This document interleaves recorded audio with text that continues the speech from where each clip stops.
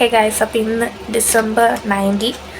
ഇപ്പോൾ സമയം Dubai time ഏകദേശം 12:35 ആവാറായി. അപ്പോൾ ഞാൻ ഈ ആഴ്ച നാട്ടിൽ പോവാം. ഒരു 2 months എൻ്റെ അമ്മയുടെ കൂടെ നിന്നതിന് ശേഷം നാട്ടിൽ പോവാം. അപ്പോൾ ഇന്ന് അതിനുള്ള ഷോപ്പിങ്ങും കാര്യങ്ങളൊക്കെ തുടങ്ങുക. അപ്പം നല്ല വിഷമമുണ്ട്.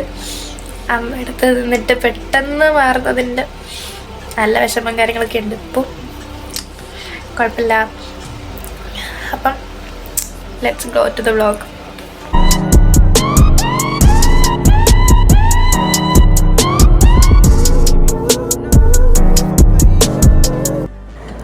അപ്പോൾ ഞങ്ങളുടെ ഷോപ്പിങ്ങിന് വന്ന ഡേ ടു ഡേയിലാണ്. കുറച്ച് സാധനം മാത്രമേ മേടിച്ചിട്ടുള്ളൂ, ഒരുപാടൊന്നും കൊണ്ടുപോകുന്നില്ല നാട്ടിലോട്ട്. പിന്നെ ഷോപ്പിംഗ് എല്ലാം കഴിഞ്ഞ് ബസ് കയറി നേരെ വീട്ടിലോട്ട് പോയി.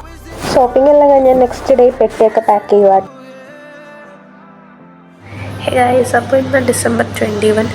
ഞാൻ നാളെ രാത്രി 10:30 ഫ്ലൈറ്റാണ് പോകുന്നത്. അതിൻ്റെ ഇടയിൽ എനിക്ക് വയ്യാണ്ടായി, പനി പിടിച്ചു, പനിയായിട്ടിരിക്കുക. ഈ പനിയും കൊണ്ടുവേണം ഇനി പോവാൻ. പാക്കിംഗ് ഒക്കെ കഴിഞ്ഞു, അങ്ങനെ ഇരിക്കുക. അതെല്ലാം കഴിഞ്ഞാൽ റെഡിയായി ഇറങ്ങിയ. ഹേ ഗൈസ്, അപ്പോൾ ഇപ്പോൾ December 22 ദുബായ് ടൈം ഏകദേശം 6:45 ഞാൻ എയർപോർട്ടിൽ ഇരിക്കുക. 10:20 എൻ്റെ ഫ്ലൈറ്റ്. ഇതുവരയ്ക്കും ചെക്ക് ഇൻ ചെയ്യാനുള്ള കൗണ്ടർ ഓപ്പൺ ആയിട്ടില്ല. അപ്പോൾ അത് വെയിറ്റ് ചെയ്തിരിക്കുകയാണ്. വിഷമമുണ്ടല്ലോ? ഒട്ടും വിഷമില്ല. കരയാണ് പോകുമ്പോൾ. 7:05 ആയപ്പോൾ ചെക്ക് ഇൻ കൗണ്ടർ ഓപ്പണായി. പക്ഷെ നല്ല തിരക്കുണ്ടായിരുന്നു കേട്ടോ. നമ്മൾ ഫോണിൽ നോക്കരുത്. അപ്പം ചെക്ക് ഇൻ ചെയ്തു, ബോർഡിംഗ് പാസ്സൊക്കെ കിട്ടി. അങ്ങനെ ഞാൻ പോവാണ് ഗൈസ്, ദുബായ് വിടുവാണ്.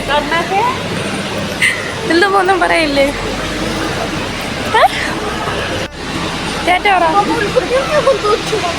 ഓക്കെ, അകത്ത് കയറിയിരിക്കുന്നു. അങ്ങനെ ചെക്കിങ് എല്ലാം കഴിഞ്ഞ് ഗേറ്റിൻ്റെ അവിടെ ഇരിക്കുക. 9:05 ഗേറ്റ് ഓപ്പൺ ആവും. കുറേ നേരം പോസ്റ്റായി. ഇപ്പോൾ സമയം 7:40 ഉള്ളൂ. ഇവിടെ എന്തെങ്കിലും ഫുഡ് കഴിക്കാനുണ്ടെങ്കിൽ നോക്കിയിട്ട് ഫുഡ് കഴിക്കണം. അപ്പോൾ എനിക്ക് ബർഗറും ഒരു ജ്യൂസും വാങ്ങി കൊടുത്തിട്ടുണ്ടായിരുന്നു. ഇപ്പോൾ ജ്യൂസ് കുടിക്കാപ്പോൾ നല്ല കായ്ക്കുന്നുണ്ട്. വെള്ളം പോലും ഞാൻ എടുത്തിട്ടില്ല, കുടിക്കാം. അങ്ങനത്തെ ഗേറ്റിൻ്റെ അവിടെ കുറേ നേരം പോസ്റ്റായിരിക്കുക കേട്ടോ. അങ്ങനെ അതെല്ലാം കഴിഞ്ഞ് ഗേറ്റ് ഓപ്പണായി. ഞാൻ അടുത്ത ബസ്സിൽ കയറി. ബസ്സിൽ നിന്ന് നേരെ അടുത്തത് ആ ഫ്ലൈറ്റിലോട്ട് കയറാൻ പോവാണ്. അറ്റ് ലാസ്റ്റ് ഞാൻ ഫ്ലൈറ്റിൽ കയറി എൻ്റെ സീറ്റിൽ കയറിയിരുന്ന് ഇങ്ങനെ എല്ലായിടും നോക്കിക്കൊണ്ടിരിക്കുക. 3:55 ആയപ്പോൾ ട്രിവാൻഡ്രം എയർപോർട്ടിൽ ലാൻഡ് ചെയ്തു. തുടങ്ങിയപ്പോൾ അച്ഛൻ വിളിക്കാൻ വന്നായിരുന്നു. അച്ഛനോട് ഞാൻ വീട്ടിൽ പോയി. ഹേ ഗൈസ്, അപ്പോൾ ഫൈനലി ഞാൻ നാട്ടിലെത്തി. ഇപ്പോൾ ഒരു 2 weeks ആവാറായിരുന്നു. എനിക്ക് വീഡിയോ ഒന്നും എടുക്കാൻ പറ്റില്ല, കാരണം ഞാൻ നിൽക്കുന്ന ഹോസ്റ്റലിലാണ് നാട്ടിൽ. കാരണം അമ്മ ഗൾഫിലും അച്ഛൻ ഇവിടെയാണ്. ബട്ട് എന്നാലും സ്റ്റിൽ ഞാൻ നിൽക്കുന്ന ഹോസ്റ്റലിലാണ്.